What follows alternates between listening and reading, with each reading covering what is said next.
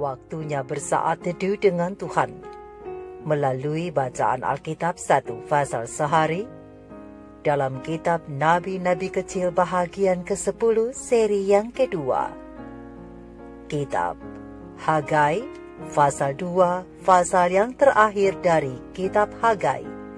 Dengan perikop, pembangunan bait suci terancam oleh ikut sertanya orang-orang najis. Pembangunan bait suci mendatangkan berkat dan janji kepada Zerubabel. Mari baca Alkitab, mari dengar Alkitab, dan mari lakukan apa yang Allah firmankan di dalam Alkitab. Maka iman dan pengharapanmu tidaklah sia-sia. Selamat bersekutu dengan Tuhan. Tuhan Yesus Allah Putra, Alfa dan Omega, memberkati, dan Allah Roh Kudus akan menuntun untuk memahami. Salam kasih dan doa dari Rumah Produksi Endang, Silitonga Tanjung, Bible Audio Ministry.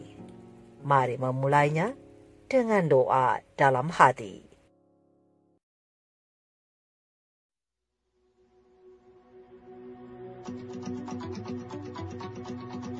Pada hari yang ke-24 dalam bulan yang ke-6, pada tahun yang kedua zaman Raja Darius, dalam bulan yang ke-7, pada tanggal 21 bulan itu, datanglah firman Tuhan dengan perantara Nabi Hagai. Bunyinya, katakanlah kepada Zerubabel bin Sealtiel bupati Yehuda, dan kepada Yosua bin Yosadak imam besar, dan kepada selebihnya dari bangsa itu demikian. Masih adakah di antara kamu yang telah melihat rumah ini dalam kemegahannya semula? Dan bagaimanakah kamu lihat keadaannya sekarang? Bukankah di matamu seperti tidak ada artinya? Tetapi sekarang, kuatkanlah hatimu, hai Zerubabel. Demikianlah firman Tuhan. Kuatkanlah hatimu, hai Yosua bin Yosadak, imam besar. Kuatkanlah hatimu, hai segala rakyat negeri. Demikianlah firman Tuhan. Bekerjalah, sebab aku ini menyertai kamu. Demikianlah firman Tuhan semesta alam. Sesuai dengan janji yang telah kuikat dengan kamu pada waktu kamu keluar dari Mesir. Dan rohku tetap tinggal di tengah-tengahmu. Janganlah takut. Sebab beginilah firman Tuhan semesta alam. Sedikit waktu lagi, maka aku akan menggoncangkan langit dan bumi, laut dan darat. Aku akan menggoncangkan segala bangsa, sehingga barang yang indah-indah kepunyaan segala bangsa datang mengalir. Maka aku akan memenuhi rumah ini dengan kemegahan. Firman Tuhan semesta alam. Kepunyaankulah perak, dan kepunyaankulah emas. Demikianlah firman Tuhan semesta alam. Adapun rumah ini, kemegahannya yang kemudian akan melebihi kemegahan yang semula. Firman Tuhan semesta alam. Dan di tempat ini, aku akan memberi damai sejahtera. Demikianlah firman Tuhan semesta alam.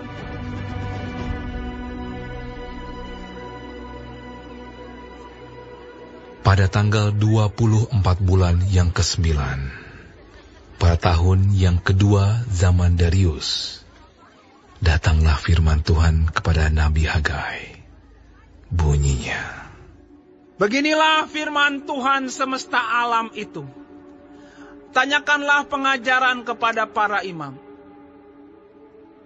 Andai kata seseorang membawa daging kudus dalam punca bajunya, lalu dengan puncanya itu ia menyentuh roti, atau sesuatu masakan, atau anggur, atau minyak, atau sesuatu yang dapat dimakan, menjadi kuduskah yang disentuh itu? Lalu para imam itu menjawab, katanya, tidak. Berkatalah pula Hagai, jika seseorang yang najis oleh mayat menyentuh semuanya ini, menjadi najiskah yang disentuh itu? Lalu para imam itu menjawab, katanya, tentu. Maka berbicaralah Hagai, katanya, begitu juga dengan umat ini, dan dengan bangsa ini di hadapanku. Demikianlah firman Tuhan. Dan dengan segala yang dibuat tangan mereka, dan yang dipersembahkan mereka di sana adalah najis. Maka sekarang, perhatikanlah mulai dari hari ini dan selanjutnya, sebelum ditaruh orang batu demi batu untuk pembangunan bait Tuhan. Bagaimana keadaanmu ketika orang pergi melihat suatu timbunan gandum yang seharusnya sebanyak 20 gantang, hanya ada 10. Dan ketika orang pergi ke tempat pemerasan anggur untuk mencedok 50 takar, hanya ada 20.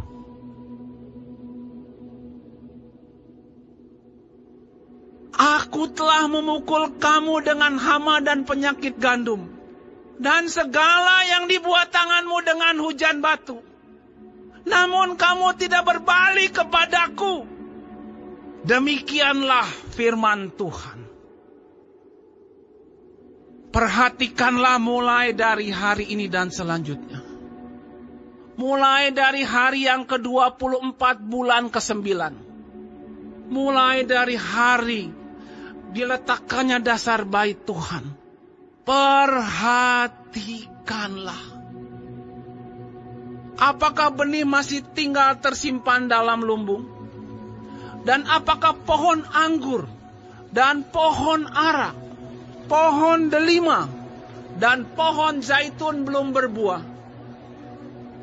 Mulai dari hari ini, aku akan memberi berkat. Maka datanglah firman Tuhan untuk kedua kalinya kepada Hagai.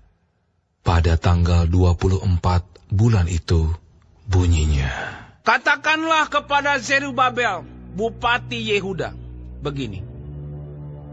Aku akan menggoncangkan langit dan bumi, dan akan menunggangbalikan tahta raja-raja. Aku akan memunahkan kerajaan bangsa-bangsa, dan akan menjungkir-balikan kereta dan pengendaranya. Kuda dan pengendaranya akan mati rebah, masing-masing oleh pedang temannya. Pada waktu itu, demikianlah firman Tuhan semesta alam. Aku akan mengambil engkau, hai Zerubabel bin Shealtiel, hambaku. Demikianlah firman Tuhan. Dan akan menjadikan engkau seperti cincin meterai. Sebab engkaulah yang kupilih. Demikianlah firman Tuhan semesta alam.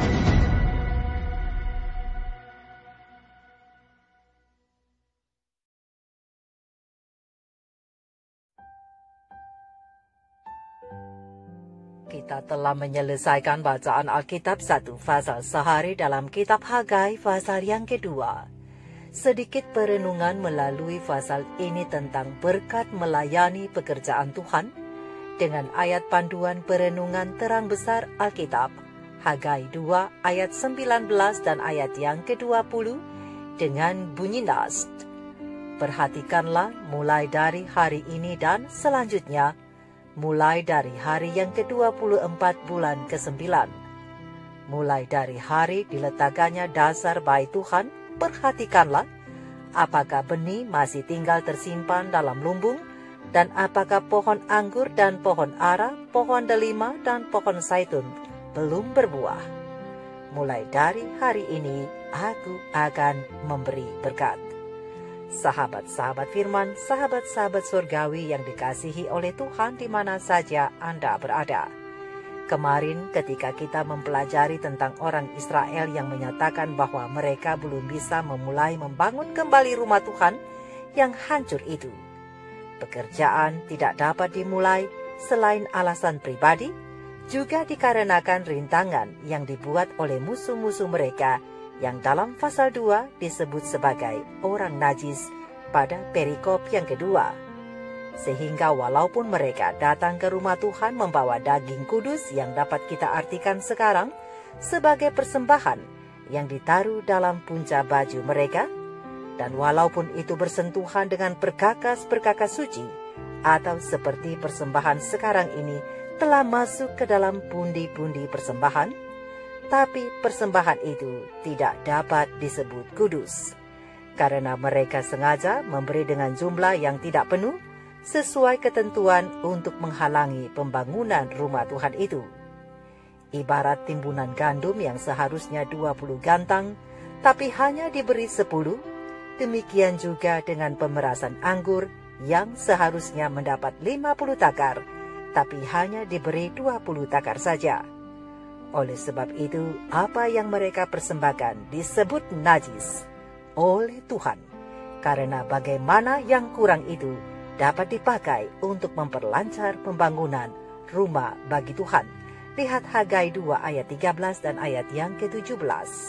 Tapi bukan hanya masalah persembahan yang diberikan tidak penuh.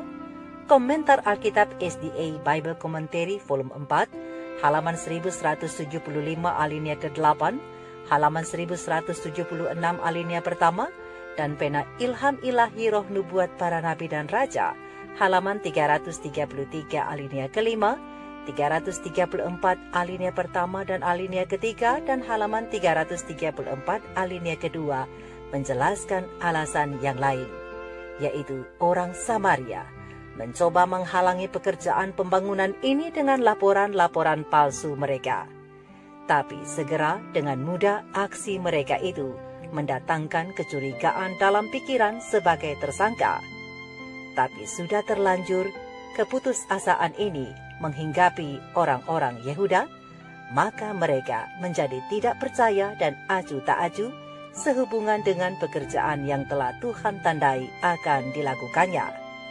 Akhirnya mereka ditentang oleh Smerdis, si perampas kekuasaan. Kemudian ia menghentikan pekerjaan rumah Allah yang ada di Yerusalem. Jadi pekerjaan pembangunan rumah Tuhan itu terhenti sampai tahun kedua pemerintahan Darius Raja Persia. Tapi ketika Darius naik tahta, ia mengesampingkan pekerjaan dan larangan perampasan kekuasaan. Namun orang-orang yang tadinya paling tertarik dengan pembangunan itu pada awalnya, tetap acuh tak acuh. Mereka salah menerapkan nubuat yang diberikan melalui ilham ilahi. Mereka salah menafsirkan firman Tuhan dan menyatakan bahwa waktu untuk membangun belum tiba, dan bahwa sampai hari-hari selesai sepenuhnya, mereka tidak akan melakukan pekerjaan itu. Tetapi ketika mereka meninggalkan bangunan rumah Tuhan, bait suci tempat mereka biasa menyembah Tuhan, datanglah teguran yang menghiburkan mereka. Penghiburan itu datang tidak sampai 1 bulan lamanya sesudah pekerjaan membangun bait suci dimulai kembali. Para pembangun menerima pekabaran lain yang membawa penghiburan, yaitu kuatkanlah hatimu hai Zerubabel. Tuhan sendiri memberikan dorongan melalui nabinya. Kuatkanlah hatimu hai Yosua. Kuatkanlah hatimu hai segala rakyat negeri. Demikianlah firman Tuhan. Bekerjalah sebab aku ini menyertai kamu. Demikianlah firman Tuhan semesta alam. Terang besar Alkitab Hagai 2 ayat 5. Sahabat-sahabat firman, seperti kepada Israel yang pernah berkemah di muka Gunung Sinai, di mana Tuhan telah memaklumkan, aku akan diam di tengah-tengah orang Israel, dan aku akan menjadi Allah mereka. Maka mereka akan mengetahui bahwa akulah Tuhan Allah mereka, yang telah membawa mereka keluar dari tanah Mesir, supaya aku diam di tengah-tengah mereka. Akulah Tuhan Allah mereka. Keluaran 29 ayat 45 dan 46. Demikianlah kini, walaupun terdapat kenyataan bahwa mereka telah kembali memberontak dan mendukakan Roh Kudus-Nya, berdasarkan Yesaya 63 ayat 10, sekali lagi Allah melalui pekabaran-pekabaran nabinya mengulurkan tangannya untuk menyelamatkan mereka. Sebagai pengakuan terhadap kerjasama mereka dengan rencananya, Ia membaharui kembali perjanjiannya bahwa Roh-Nya akan tinggal di antara mereka, dan Ia mendorong mereka supaya janganlah takut. Berdasarkan ayat yang ke-6, Hagai pasal 2. Sahabat-sahabatku, ajakan yang sungguh-sungguh dan penambahan semangat yang diberikan melalui Hagai juga dikukuhkan dan ditambah oleh Zakaria yang dimunculkan Allah untuk berdiri di samping dalam memberi dorongan kepada Israel untuk melaksanakan perintah supaya bangun dan membangun. Dan setelah pesan kedua Hagai, orang-orang merasa bahwa Tuhan sungguh-sungguh dengan mereka. Mereka pun tidak berani lagi mengabaikan peringatan yang berulang kali datang kepada mereka, bahwa kemakmuran dan berkat Tuhan bergantung pada ketaatan mereka sepenuhnya pada instruksi yang diberikan kepada mereka. Segera setelah mereka memutuskan bahwa mereka akan melakukan firman Tuhan, maka pesan tegurannya berubah menjadi kata-kata penyemangat. Oh, sahabat-sahabat surgawi, betapa penuh belas kasihan Tuhan yang kita miliki. Ia berkata, aku bersamamu. Tuhan yang Maha Kuasa memerintah. Dia meyakinkan orang-orang bahwa jika mereka taat, mereka akan menempatkan diri mereka pada posisi di mana Ia dapat memberkati mereka untuk kemuliaan namanya sendiri. Demikianlah dengan umat Tuhan. Jika umat Tuhan hanya mengandalkannya dan percaya kepadanya, maka Tuhan Allah akan memberkati mereka. Untuk itu kepada anak-anaknya sekarang Tuhan memaklumkan, kuatkanlah hatimu, bekerjalah, sebab aku ini menyertai kamu. Orang Kristen selalu mempunyai penolong yang kuat di dalam Tuhan. Cara Tuhan dalam menolong mungkin kita tidak tahu, tetapi yang perlu kita ketahui ialah Tuhan tidak pernah mengecewakan mereka yang berharap kepadanya. Sekiranya orang-orang Kristen menyadari berapa banyak kali Tuhan mengatur jalan mereka supaya rencana musuh terhadap mereka tidak akan terlaksana, maka mereka tidak akan tersandung dalam persunggutan. Iman mereka akan tinggal pada Allah dan tidak ada kesusahan yang berkuasa menggoyangkan mereka. Mereka akan mengakui Allah sebagai hikmat dan keberhasilan mereka, dan Ia akan melaksanakan apa yang diinginkannya untuk dilakukan melalui mereka. Mari, sahabat-sahabat firman, sahabat-sahabat surgawi, pemimpin-pemimpin gereja, dan umat-umat Tuhan, mari kita sukseskan pekerjaan Tuhan di berbagai bidang, sesuai dengan takaran berkat yang Tuhan berikan kepada kita.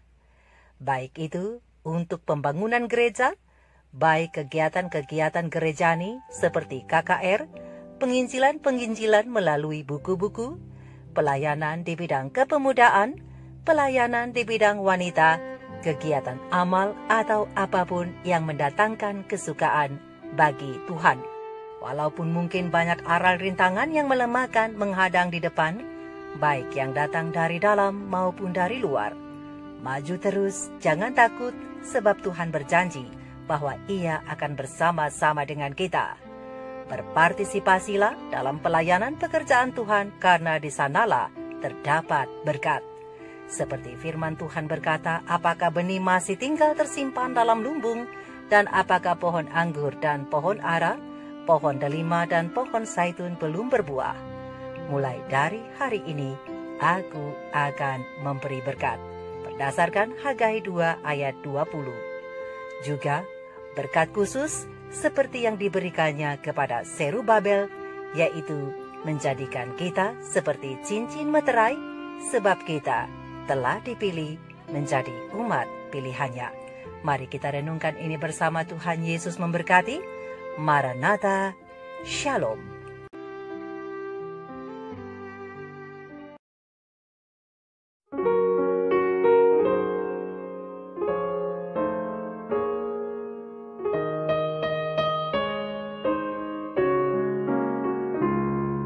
Mari kita kerja bagi Tuhan, kerja dengan hati yang senang.